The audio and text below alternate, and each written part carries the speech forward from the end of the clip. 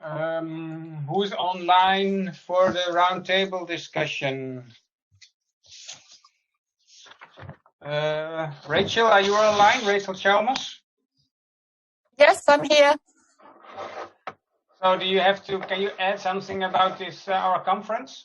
Yeah, just a couple of things have struck me. If I can just explain my background. So I'm very much involved in getting the public health messages established and getting them across. My specialty is Cryptosporidium. So I'm really pleased to see that throughout the conference we have talked about other pathogens that are transmitted through swimming pools. So I really welcome that. I just struck me as these presentations were going on that there's a very clear message, and I think Michelle put it quite well when she said, think of a swimming pool, you know, you take the water out of the swimming pool and a lot of the rules that apply to any other communal space will apply. And I sort of made some notes around some of the key things that we all need to think about. And starting off, really the top things are making sure people isolate appropriately, then that they social distance if they do turn up at the venue. We encourage hand washing, disinfection, and as we're going on here, we're getting closer and closer to the things that are more specific to the swimming pool. So disinfection, and then into aeration, equipment and surfaces, dilution, and you know, I think all of these things are really helpful to kind of put in an order of priority to get people thinking about. Because if you can prevent people turning up inappropriately and prevent people from not distancing and those sorts of things, you may well have a very minimal risk. And I think that's been a sort of message for me through this conference. I think one area that I found is probably got different rules in different countries is the use of face masks. There's probably big differences in different countries. And one thing that really struck me, and I can't remember, it was from Richard's talk, where you talked about touching mouth, nose and eyes. Sorry, you want me to start my video? Okay, hello. Richard, where you talked about mouth, nose and eyes, I just wondered whether we should put a message across to contact lens wearers. As you can see, I'm a glasses wearer. I normally wear contact lenses. I haven't worn my lenses since the beginning of all of this because wearing glasses does two things. I don't touch my eyes so much, and it also provides, you know, there is a barrier there. So maybe we should suggest that swimming pool people should actually take their contact lenses out at home and put their glasses on to come to the pool. So it's minimising another point of contact when they're actually out in public and at the pool. So that was something that struck me. And I think I've probably said enough at the moment. But one further thought was there's currently no direct specific evidence for the survival of SARS-CoV-2 in swimming pool water, chlorinated water. And that's been fine as far as advice to operators is concerned, because we've used indirect evidence from other viruses, etc. However, it does leave a little bit of a risk because, as we all know, there is quite a tendency in the swimming pool industry for people with novel disinfectants to come in and say, mine is better than yours, and it's the best thing that was ever invented. And I do think that it was valuable to generate those data specifically for SARS-CoV-2 in swimming pool water and with chlorine to provide that base on what is generally the main disinfectants that we all rely on. So thank you. Those are just my thoughts that came up during this excellent afternoon. Hey, thank you, Rachel. Richard, you want to comment on that? Yes, no, I'm just in agreement. Absolutely, having wearing eyeglasses, goggles, and so on to protect the eyes, or just general face mask kind of approaches is beneficial to prevent at least the droplet transfer from going to eyes and nose and mouth. So that certainly is helpful. It does appear that the risk through the upper respiratory route is significantly lower, but you're still taking a chance so that you're not near or too close to a very high viral load person that can overcome that otherwise lower infective dose risk. So having extra protection is, certainly very reasonable. Okay, so Siska was with us earlier, but she had to leave us. But she asked me to read something of her comments for the roundtable discussion. I will do so. So this is not from me, but from Siska. We already knew it before, but this COVID-19 pandemic clearly faces us with the insight that hygiene of major importance. It moreover adds to the understanding that the spread of the infectious diseases can be limited by social distancing. Therefore, our advocate for strict hygiene protocols in swimming pools, and very important, the communication to the public about the risk of spreading infectious diseases through swimming pools. This goes for many more pathogens than just SARS-CoV-2. Of course. Still, people seem not to be aware of this. I have not seen them yet, but the recorded and video messages Michelle was talking about seem a very good way to reach the large public. Moreover, this pandemic learns us that many people packed together in a space is not such a good idea. So therefore, a consideration of limiting the number of people that can use a swimming pool venue at the same time would be something to consider. Less people that can keep more distance limits the risk of transmission of infectious diseases. Moreover, less people in the water at the same time limits the demands on pool water disinfection, and this may have a beneficial effect on disinfection byproduct formation. My food for thought is that we may consider that some of the measures we install to prevent the spread of SARS-CoV-2 are also good to prevent other waterborne infectious diseases, reduce the demands on pool water disinfection, and may result in health benefits in various ways. So maybe some of the measures should be here to stay. That was the message from Siska. Yes, yes, Vincenzo?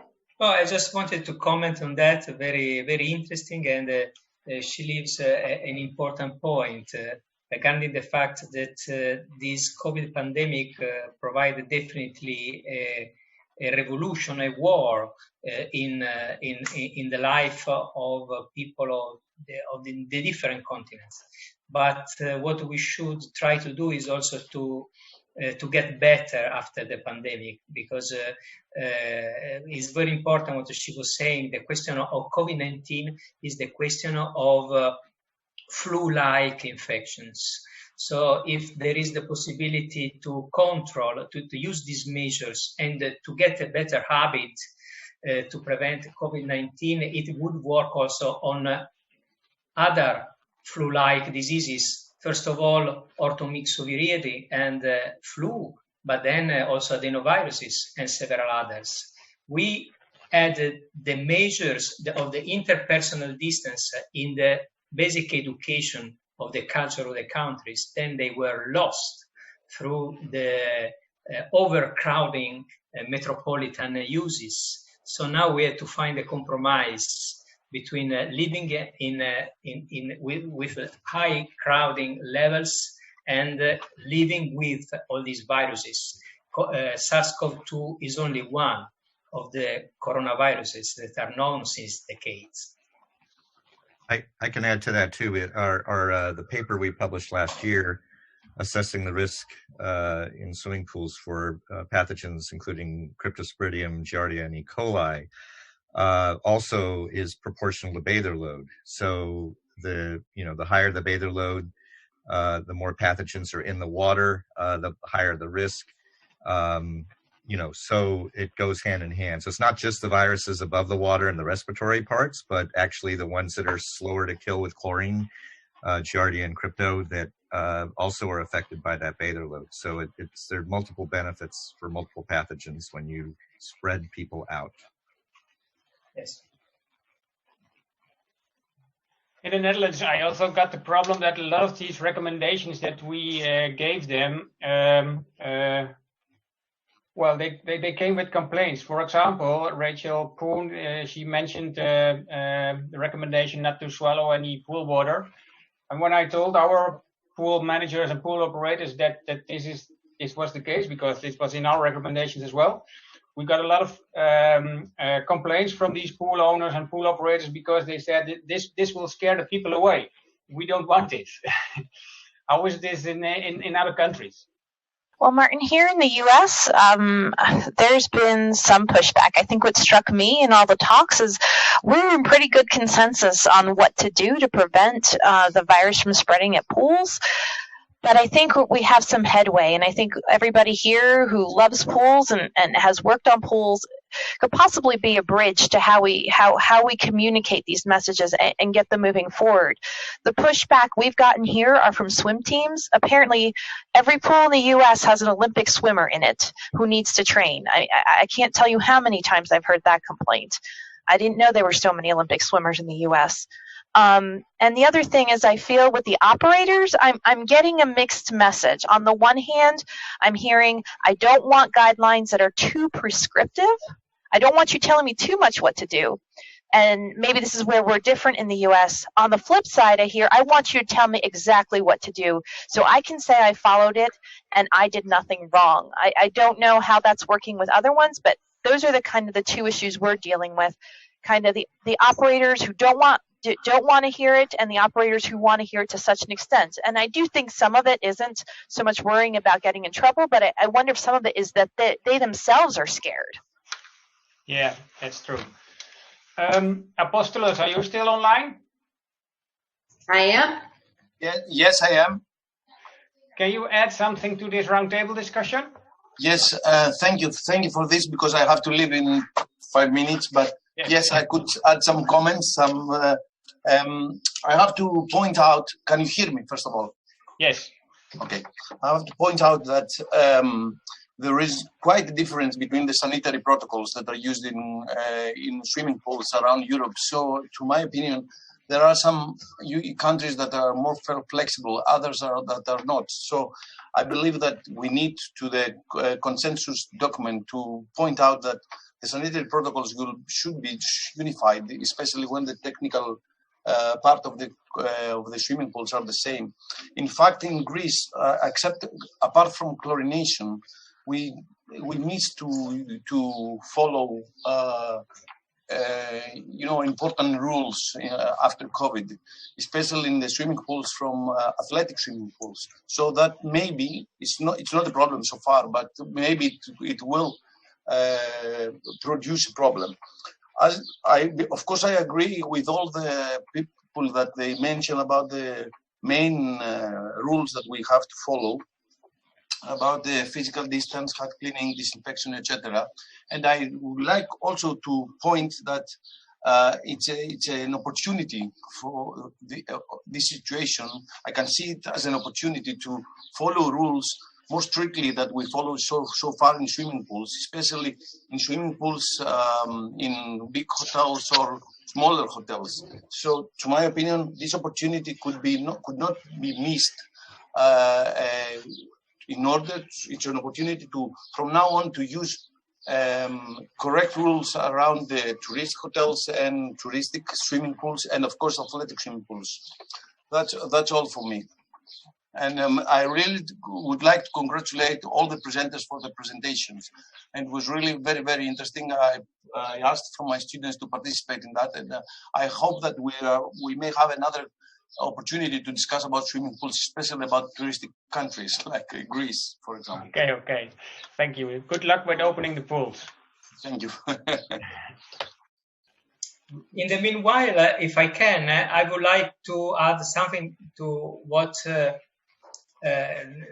Adranakis was saying regarding the next meeting. That would be the one in Turkey, and I would like to ask Nesule, Professor Bekarogu, if she can please repeat exactly when it is scheduled, the next meeting, because we received some messages. They were thinking that it was next November. Instead, it is going to be on the 2021st, isn't it? Yes, it is. It will be in 2021. Normally, we schedule it March 21st, but due to COVID, we just postponed to November to be sure about all health things, because we will do in the hotel. We have some regulation in hotel that they have some rules, and they have to decrease their number of the customers. That's why they didn't want us until the end of the October. That's why we will do 9 to 12 November 2021. I mean the next year. Good. And whenever you have a working meeting, a working link, it would be, if you can send it to us, we can add it also on the page of the documents of the meeting. And I invite all, please, to join your documents, papers, or information on the space each one of you have available on the page of the Congress, that I remember will remain active until the 31st of December. I see now. Yes, sorry, Sule. Yes, please. We try to, make everything faster, but with the COVID, hotels not giving the, arrangement. And also we have to get some permission for the, health agency. That's why I will email you, Martin, and other scientific committees soon. First announcement in next month, and the website will be, I think, in June, because we have to make the price of the registration and etc.